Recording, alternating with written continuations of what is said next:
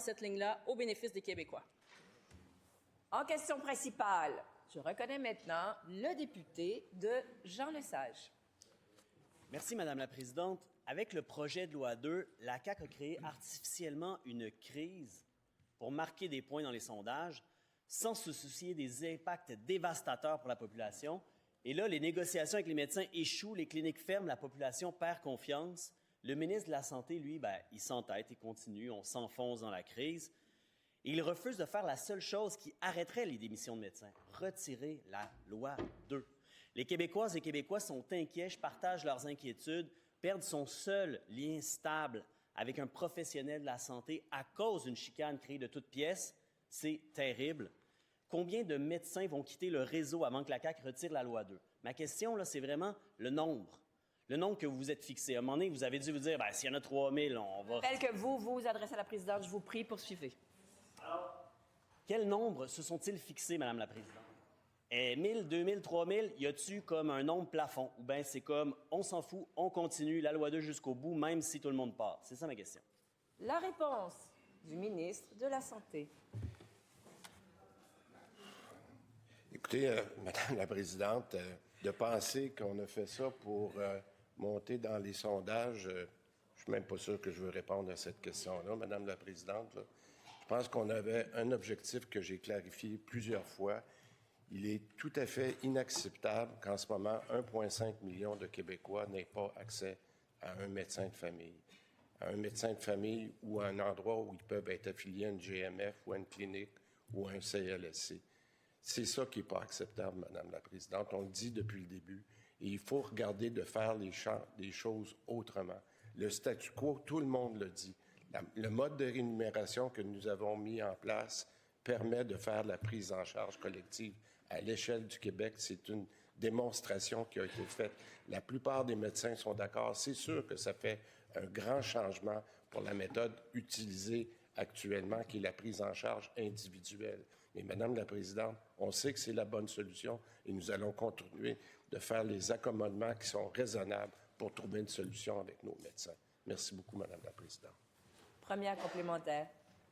C'est étonnant parce que si l'objectif était de réduire le nombre de patients orphelins, c'est l'échec total. Les médecins partent, le nombre de patients orphelins va exploser. Ce que je comprends du ministre, c'est qu'il peut perdre le nombre de médecins, il peut nous faire perdre le nombre de médecins maximal, puis il va s'entêter quand même.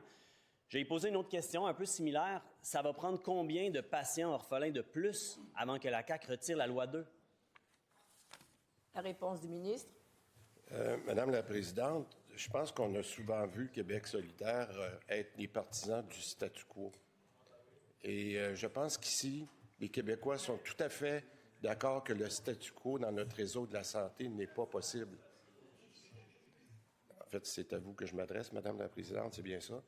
Madame la Présidente, les Québécois sont d'accord que le statu quo n'est pas possible dans la façon dont 1,5 million de Québécois n'ont pas accès aux services de la santé qu'ils méritent.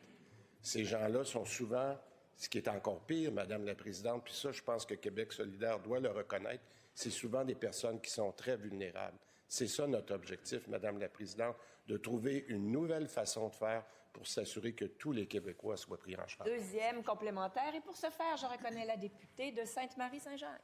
Justement, M. le ministre devrait nous expliquer si cette loi-là est pour s'adresser aux personnes vulnérables. Comment se fait-il que ces médecins-là, ces personnes-là, nous disent toutes que la loi 2, ça n'a pas de bon sens? J'en reviens aux femmes. La santé des femmes nécessite une approche particulière. Le ministre l'avait-il senti? Est-ce qu'il peut nous expliquer pourquoi le suivi de grossesse, il nous a parlé de l'interruption de grossesse, mais comment se fait-il qu'il n'a même pas sa pastille particulière? Va-t-il retirer sa loi? La réponse du ministre. C'est justement ça la différence, Madame la Présidente, entre retirer la loi puis avoir une discussion avec les médecins sur des arrangements qui peuvent être faits. L'exemple des codes de vulnérabilité dont parle ici la députée, c'est un très, très bel exemple.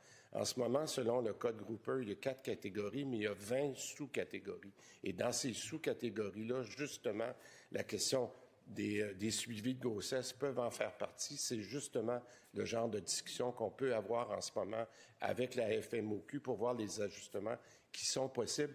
Je le répète souvent, la période de 60 jours après le passage de la loi était prévue pour ça et j'espère que ces discussions-là pourront avoir lieu aux tables.